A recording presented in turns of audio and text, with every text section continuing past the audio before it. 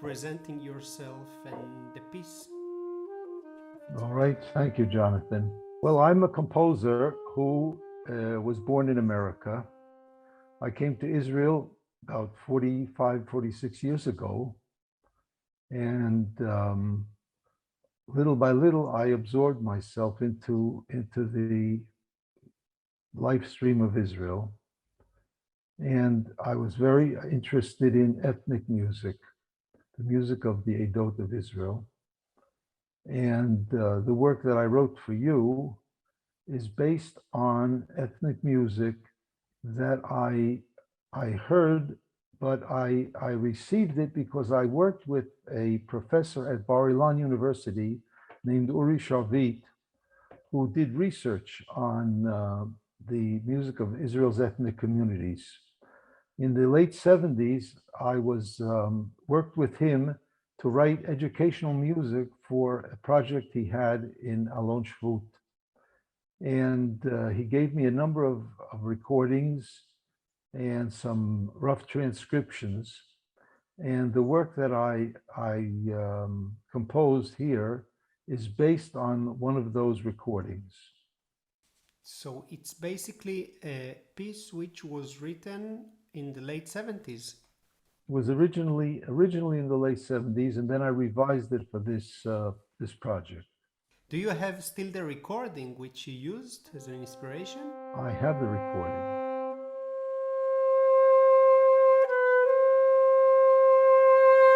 Can you please elaborate a little bit more of this very interesting and nice text that you sent, and I think it also will be part of the piece, right? Yeah, this is my sort of my understanding of what I've done. Sometimes you do something intuitively, and then afterwards you try and rationalize it. Yeah. Why these quotations and what do they mean for you? Well, I'll tell you, the work that I wrote for you, is a reflective composition. And as I say, but it's based on an improvised vocal introduction to a Moroccan Jewish piyut, which is a sacred poem. And the poem was called Koli Liotzri, My Voice to My Creator. And I found that the atmosphere of the original suggested a contemplative attitude. And I tried to find a verse in the Psalms that seemed to suit it.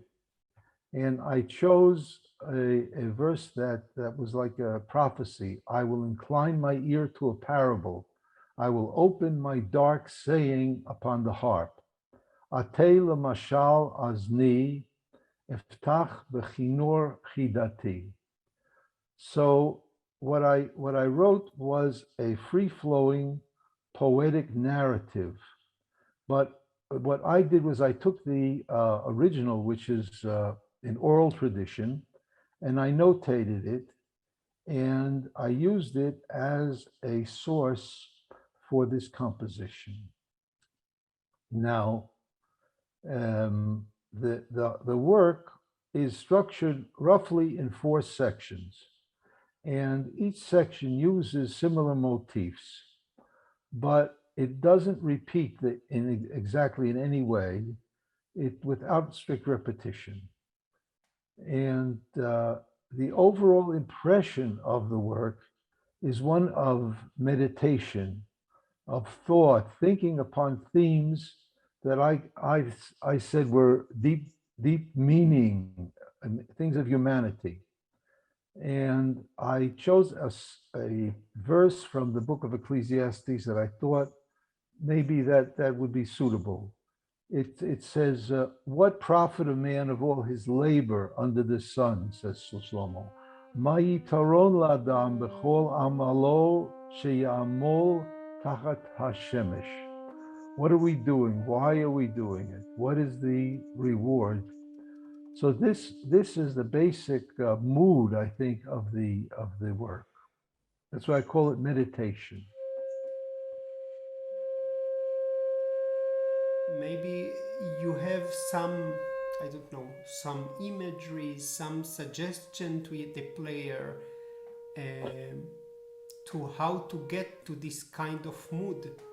Because I would say this, the thing that I think is uh,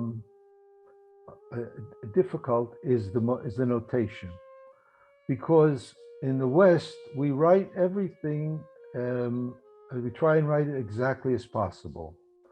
Now, when you're a student and you're learning, understand this is a work that you're planning to give to students at a certain level. We learn to play exactly in the mechanical way, the way each thing is written. If it's three notes to a beat, we do three equal notes. If it's two notes, we do two notes. If it's hold for two beats, we hold it for two beats. And we're taught to do exactly what is written because we're trained that we're going to go into an orchestra. And then in the orchestra, the conductor will tell us, uh, how long to hold it or not hold it. He wants to control the rhythmic freedom of the whole thing. Whereas he wants the student or the performer to do exactly what's written so he can manipulate that. But when you're a soloist, you have to do the rubato. You have to do the manipulation, and you have to figure out how to conceive of the beat and how to conceive of the ornamentation.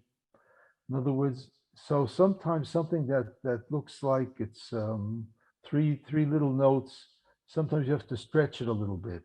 Sometimes you have to keep a downbeat a little bit longer. Sometimes you have to rush when you go up or down a phrase, and then you come to a cadence point.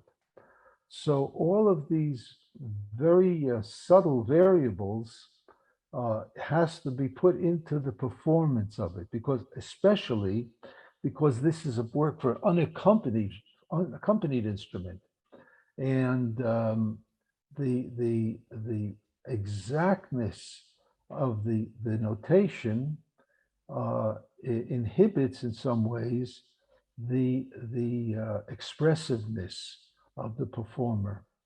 So you have to play between this. It's just like in the Bach cello suites or violin suites, unaccompanied suites. The performer really gives a little bit more of the direction of each phrase, when he begins, when he ends, when he rushes, when he gets slower, when he faster, how to emphasize certain tones, and this gives expression to the music.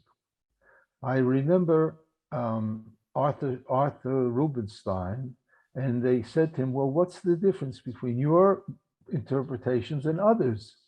And he said, "We all play the same notes. We all play the same notes." He said, "But I wait a little bit here. I go a little faster here.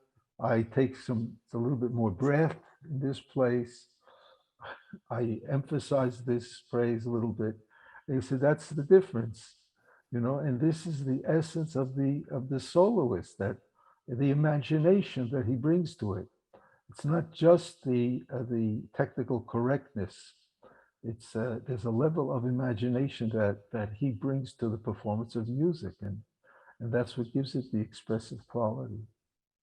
thank you for saying that, because in this way I also can understand that your piece basically is not only influenced by Makam and more ancient traditions of scales and style. It is also, by after your explication, I can understand that it's also affected by more ancient traditions of performance, which the performer itself had much more freedom of time interpretation and if I understood correctly, maybe even ornamentation is allowed in this piece. Well, I wrote out the ornamentation. The ornamentation is notated. It's not that it needs to be, there's nothing needs to be added, but how you conceive of it. In other words, I wrote the notes, and I have a framework that is, I said, this is the music, but there is an element that is added, that the performer adds to it. And, and that's the creative aspect of performing. Mhm. You know, we listen to a concerto by Tchaikovsky or Beethoven with different violinists, and with one we say, "Oh, this is a wonderful performance," and the other says, "Well, it doesn't move me." You know, it's the same. It's here. It's even more critical because there is no accompaniment. There is no harmony or orchestra behind you to fill up.